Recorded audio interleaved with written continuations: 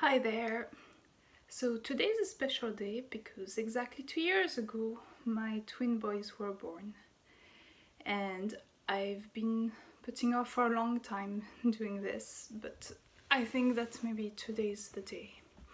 I thought of writing an article about their birth. I've thought of putting pen to paper several times, and the truth is, every time I look back at their birth, it's very painful. I have to say before I explain that every time I look back, I end up crying. Every time I look back, I am filled with a lot of grief over their birth experience, and it's something that I still have a lot of work to do to come to terms with, but I think it's kind of important that I start sharing it, because I'm not the only woman out there who has had difficult birth stories. So first of all, let me tell you that back in 2012 I gave birth to our first daughter, Lily, in hospital. It was my first birth. I wasn't exactly familiar with the world of birth, especially here in the United Kingdom.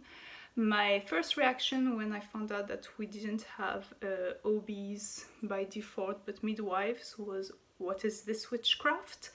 I wasn't exactly happy at my doctor's appointment, and it was a lot to take in. I was very trusting. When I went into labor, I had to deal with being sent back several times. In my notes it had been told that the baby had a lot of room to move and that she could probably end up being back to back, and that was completely missed throughout the entire labor, and I was dismissed many times when I said that I was in pain. I had to insist so bad to get any pain relief.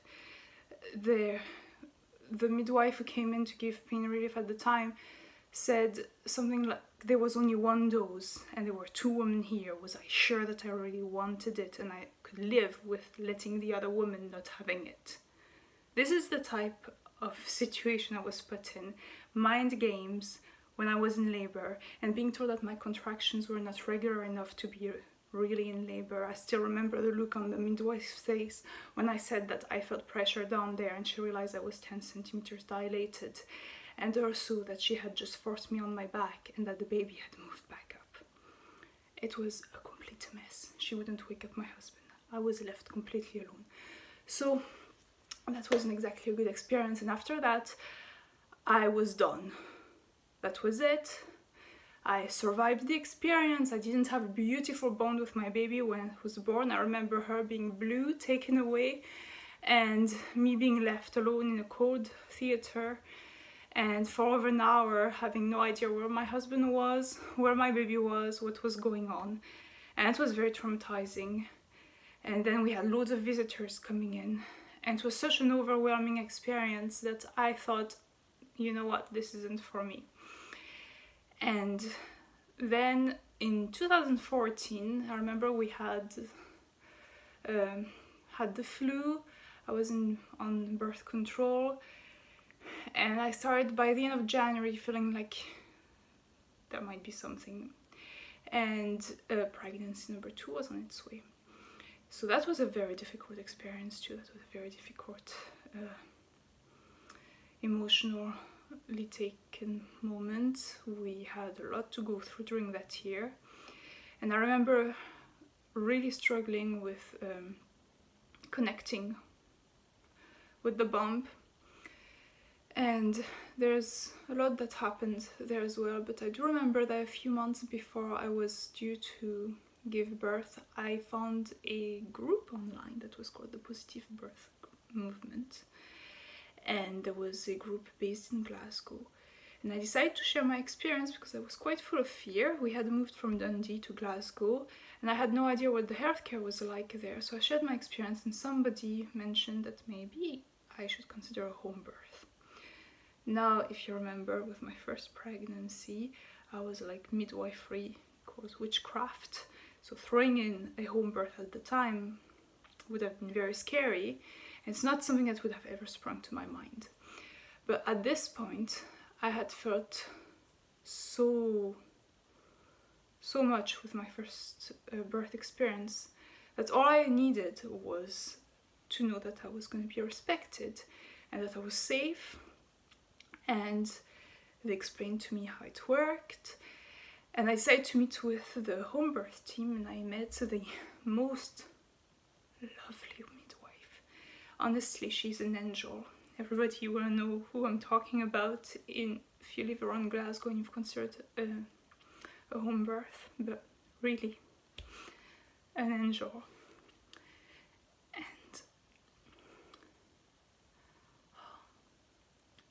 And she took an amazing care of the rest of the pregnancy, preparing me for the home birth. And when our little Katie was born, I think it was probably the most beautiful experience in my entire life. And as a woman, as a mother, this was it. That was what our bodies were meant to do. It was a beautiful moment. Like, when I felt her being born, I had like a tactile imprint before I even saw her face of what she looked like. The bond was instant.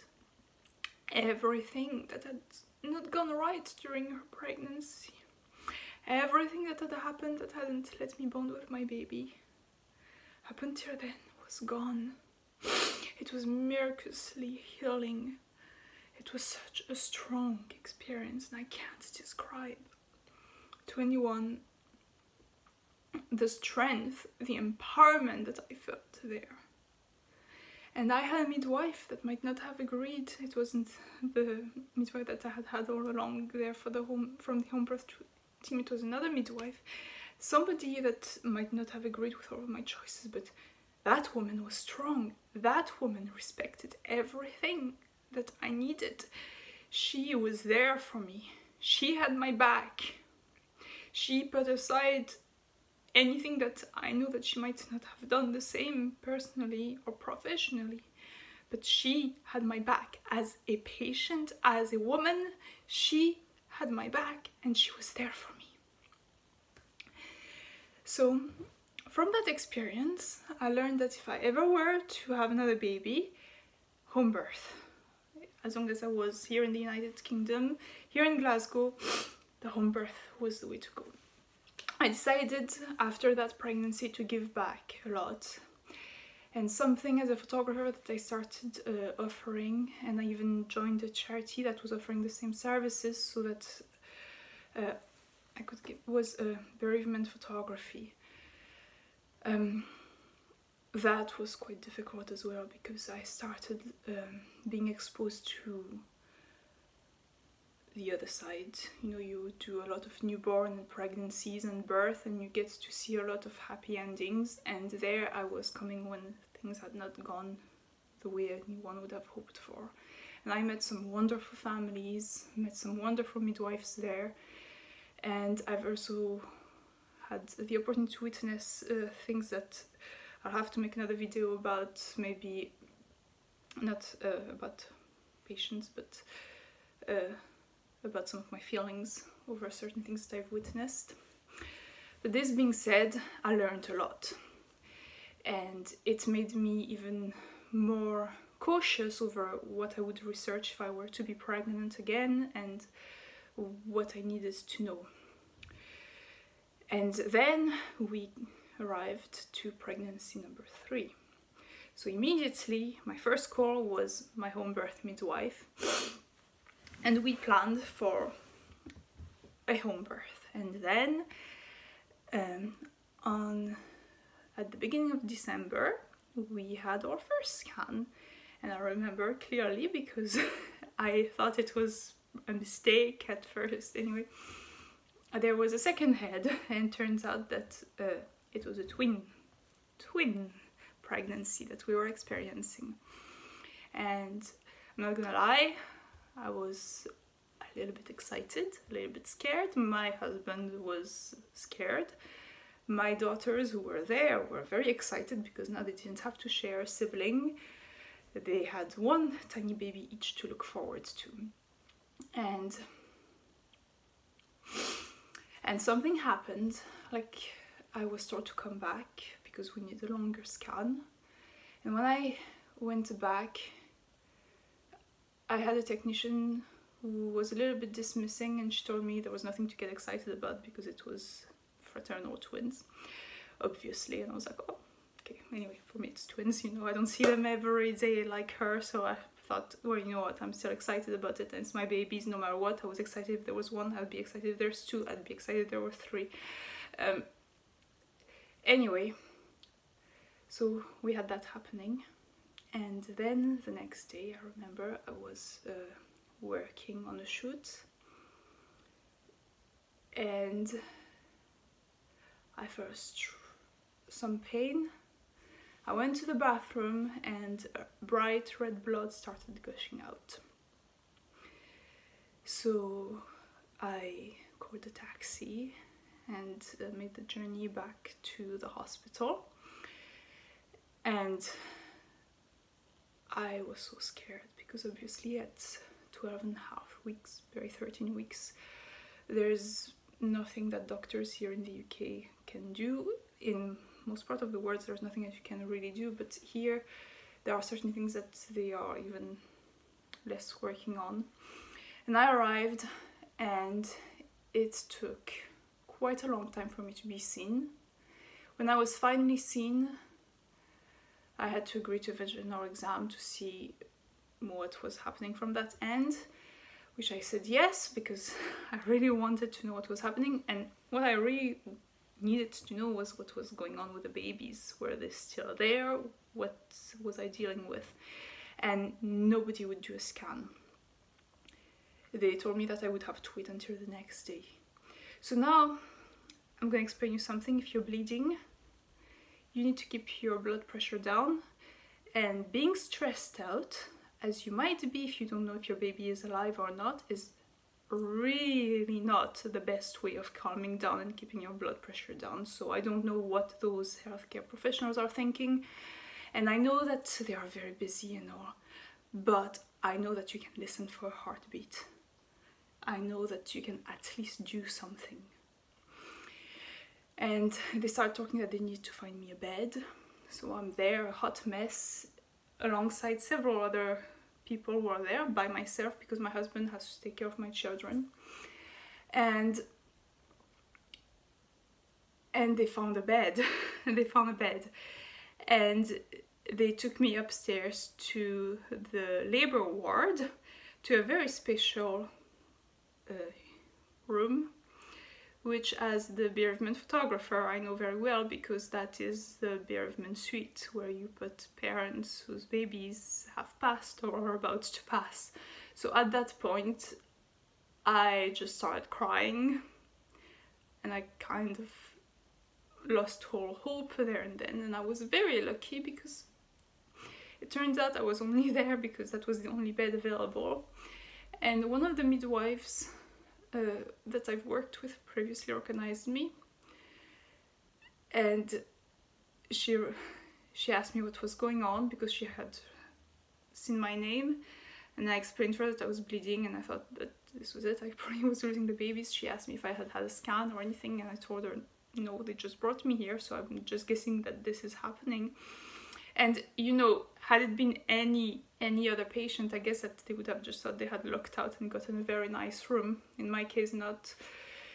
So she rushed out to find someone, and it was somebody who turned out to be one of my consultants later on during the pregnancy, who came and took the time to bring a machine to give me a scan and see that both babies were still alive, that there was a bleed near one of the placentas.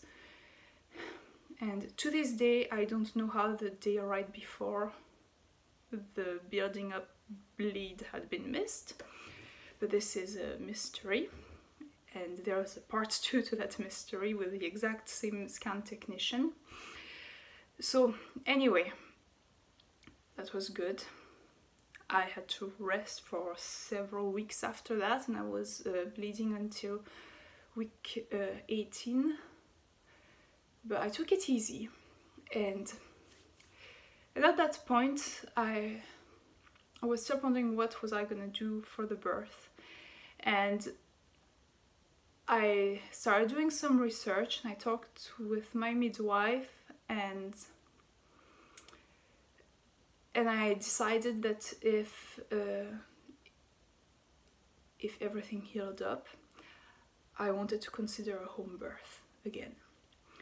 So I made the plans for the home birth.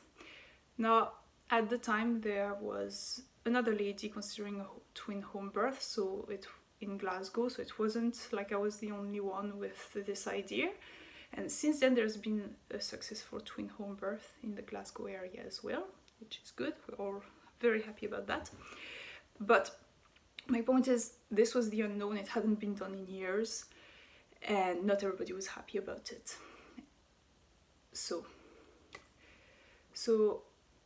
again, I'm also not completely unreasonable. I wasn't going to endanger my children.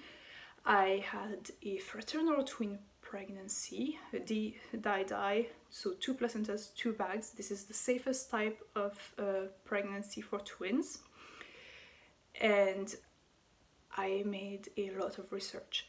I was not going to have a home birth come what may. If there were to be any complications, I was very open to birthing in hospital. I had a plan for if I needed to birth in hospital, which involved a C-section. It also involved no augmentation of labor, no induction. I would much rather have a C-section than an induction. That was my choice. My OB was fine with it. I also told them that if I at any point didn't feel confident, or if my midwives decided that I needed to transfer, I would transfer. I also said that if the babies were arriving prematurely, or if there was any sign that there was complication, I would come to hospital. So this wasn't something that they had to convince me on. This was something that I knew and I was very fine with. So I was not going to be completely unreasonable. I was not being unreasonable. I made an informed decision of planning for a positive outcome, and I also had some contingency plans in case things did not go the way I hoped for. But you know, in life, you're allowed to have hopes and you are allowed to have wishes. Except that sometimes people are not happy that you even care to have wishes. And this is what happens with the birth. So now let me tell you, the boys were not meant to be there just yet. They were meant to arrive later in June, but on the week before their birth, I started feeling a little bit funny. I had constant scans in hospitals and appointments with my consultant where we went over again and again what was needed. So I had a scan the Monday before they were born. They were born on a Friday morning, early morning. Now the scan, and I remember because it was the exact same technician that I had at the first scan, their first twin scan, and also the same technician who found out that they were both boys.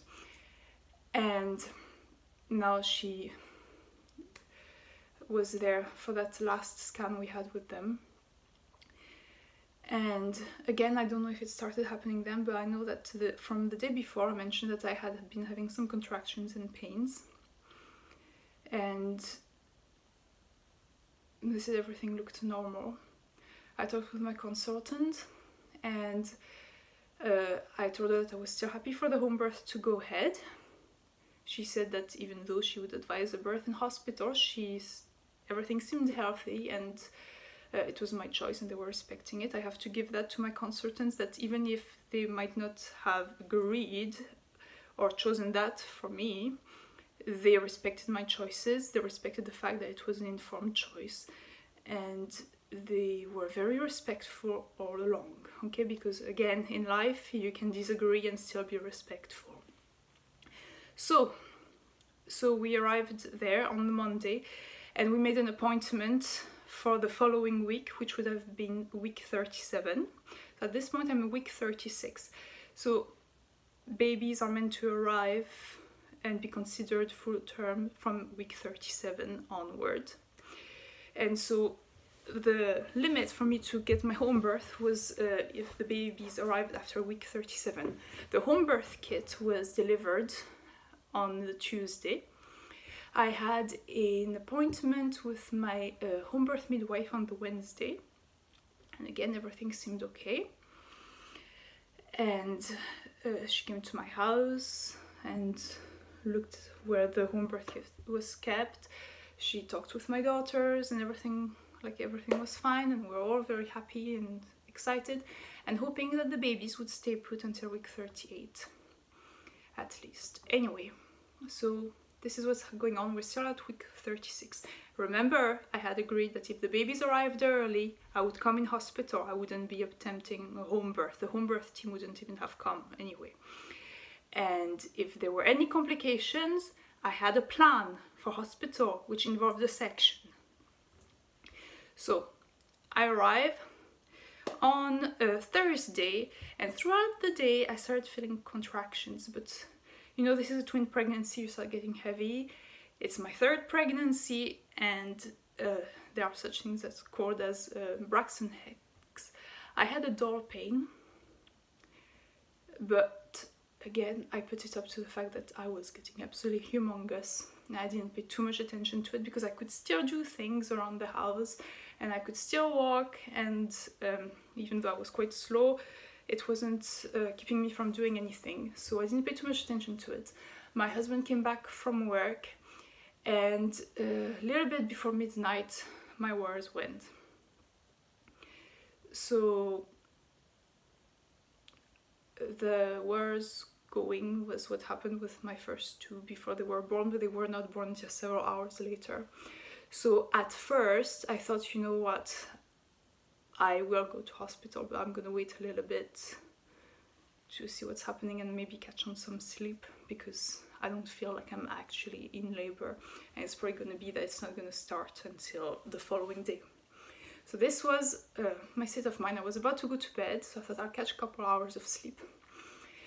And as I stood up, bright red blood came gushing. So now remember that I am very well informed as to what that might mean.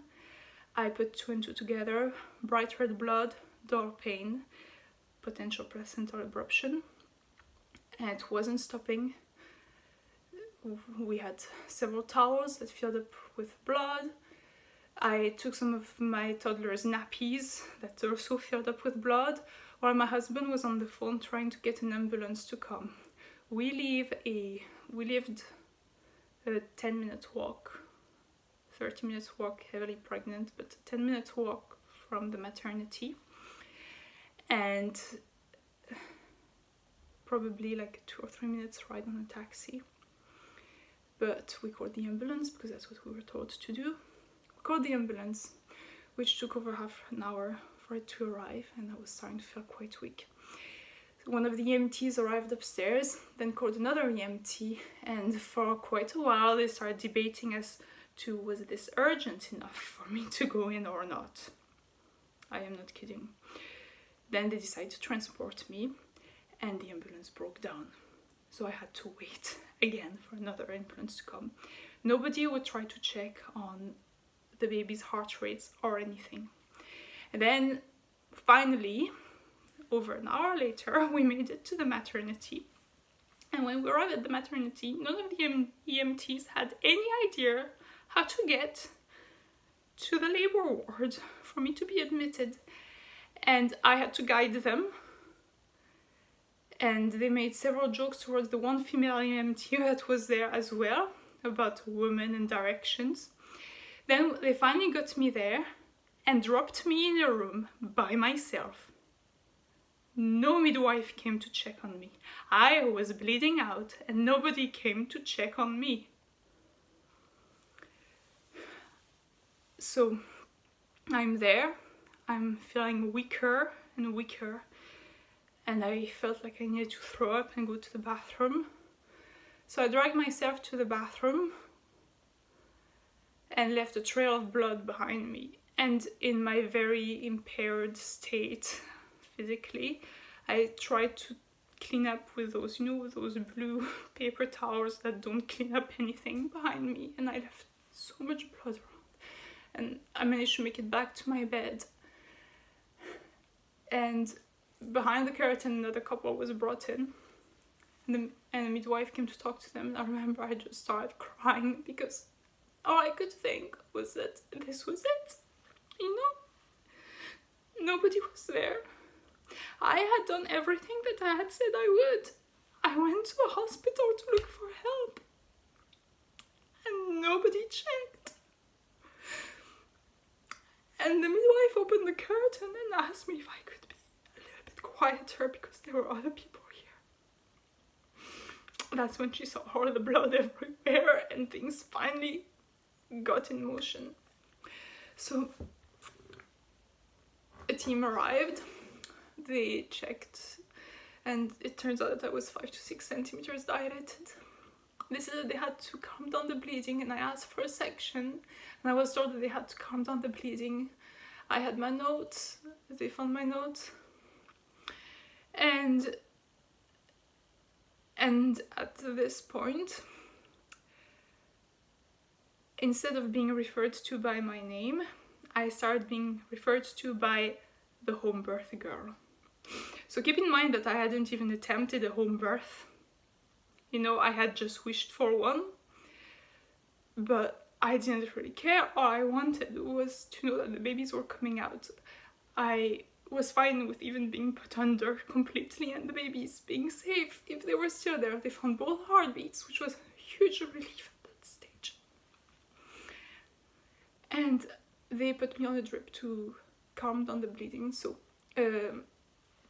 that drip turns out to be also the same thing that augments labor. So remember, one of my wish, section over augmentation of labor or induction, gone.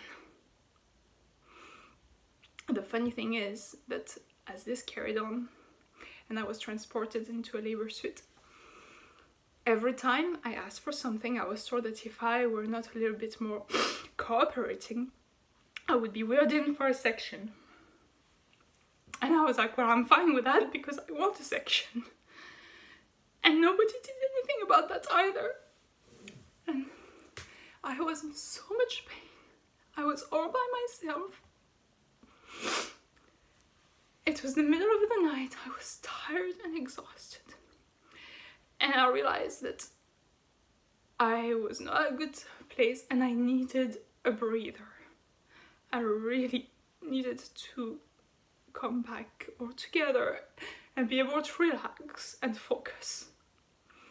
So I asked for diamorphine, which is something that I hadn't planned on for this pregnancy, but I asked for diamorphine and I was refused diamorphine at first. And so I said, can I have any painkiller?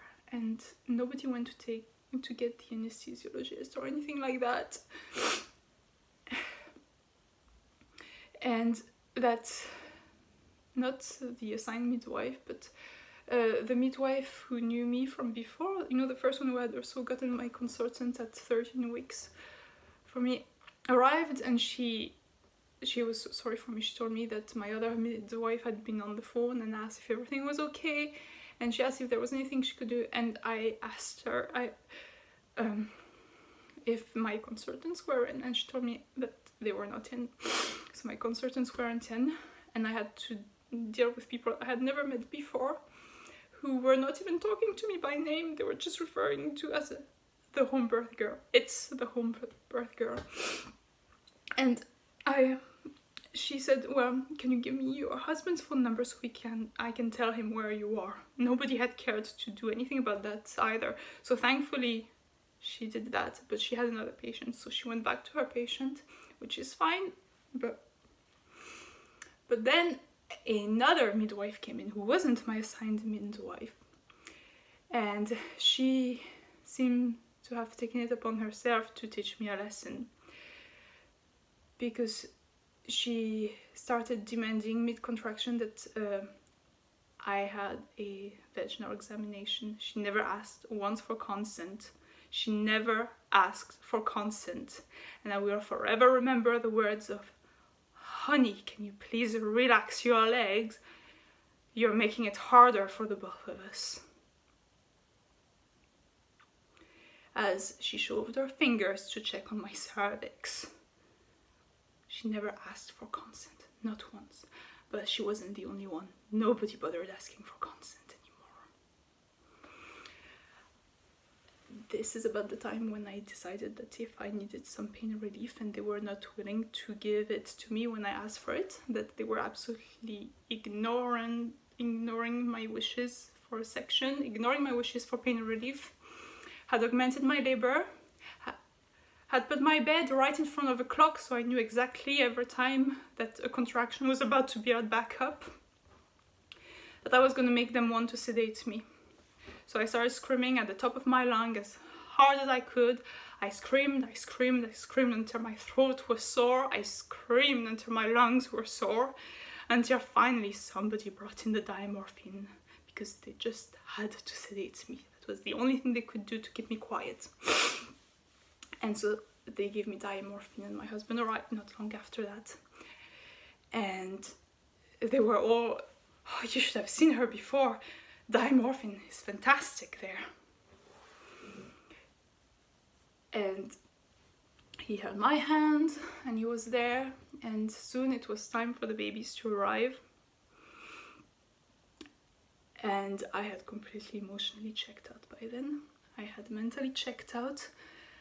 I just couldn't be there anymore, but I had to be there. So the first baby arrived, and something that had been very important to me was to have some pictures of the birth.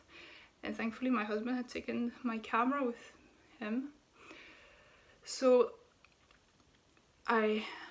he had been holding my hands during contractions. I knew that I needed somebody's support to be able to push. I asked if somebody could hold my hand, and I was told that I just had to shove my fingers in the mattress and that nobody would hold my hand. I was told to push, and I could tell, because I have given birth before, that the baby wasn't there yet and that I needed to move, and I asked for help to move. And again, I was refused, so I had to move myself a little bit until I found a position that was both okay for me to push and for the midwife to have a look at what was going on, because who cares about the mother's comfort? The baby came out. I felt exhausted, and I felt that I needed to sit back down. So something that had been very important as well for me was skin to skin and delayed cord clamping. The midwife was about to cut the cord, so I asked her to stop, that I wanted delayed cord clamping. And nobody passed the baby on to me. And I just remember her looking at her watch, me putting my head back on the pillow, and then hearing her say, 30 seconds is long enough, as I heard the scissors go. Because again, nobody asked for consent. Nobody actually gave my baby delayed cord clamping. 30 seconds is not long enough for delayed cord clamping. Delayed cord clamping has nothing to do with a timeline. It has to do with the blood stopping from pulsing from the placenta to the baby, or blood transferred to the baby. But hey, you know, who cares? Nobody cared anymore. The home birth girl. So they took the baby away. I didn't even get to see it. And then it was time for the next baby. So they had decided that the other baby didn't have their waters broken. And another thing that had been very important for me was for the baby to have a chance to be born in coal if the baby was coming in coal. And you need to know that as everything was happening, I can hear everybody describing what they are doing around me. Nobody addressing me, but describing everything that they're about to do to me and my baby. And I think it was Nobi who was there, who took the midwife's place and says, "So now I'm going to break the membranes." And my husband put a hand in front of my vagina and said, "You haven't asked for consent. You haven't asked her for consent." And I remember the look of shock of everyone around the room at that point, that somebody had spoken up for me. And the OB turned to me and said, "Do you want me to break the waters?" And then her senior, who was observing on the other side, said, "If it takes too long, if that baby doesn't come out now, we're taking you in for a section."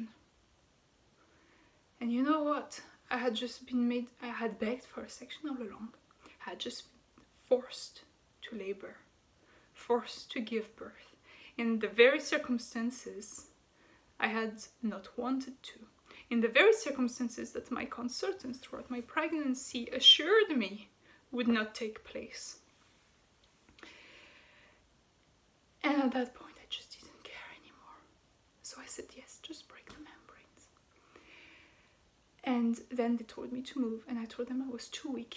And I heard that midwife who had forced herself on me to give me examinations. "Oh, look at her, she's going to sit on her baby."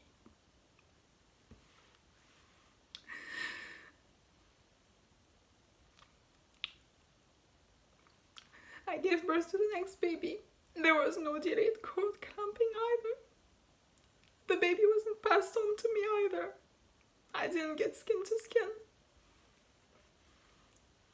And I just remember being back there and not caring anymore.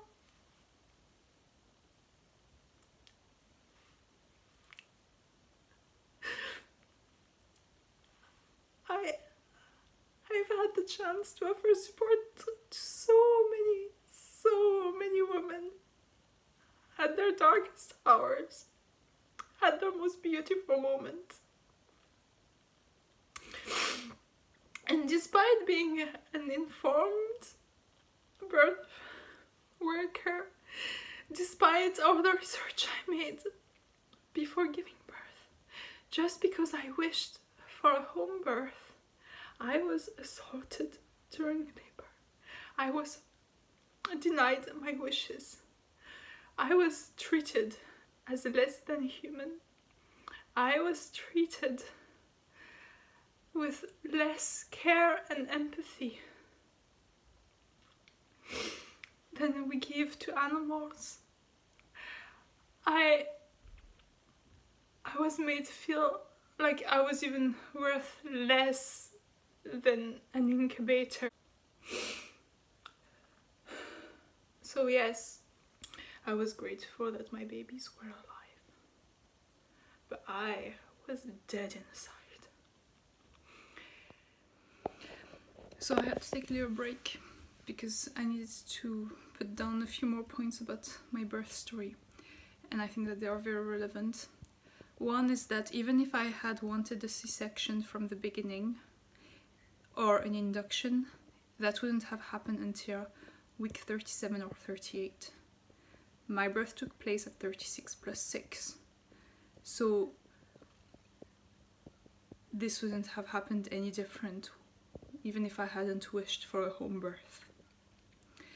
And after I gave birth, that horrible midwife, the one who said she's gonna sit on her baby, the one who said, "Honey, relax," came and hugged me and told me, "You know, honey, this is why for twins, a home birth is never gonna be okay.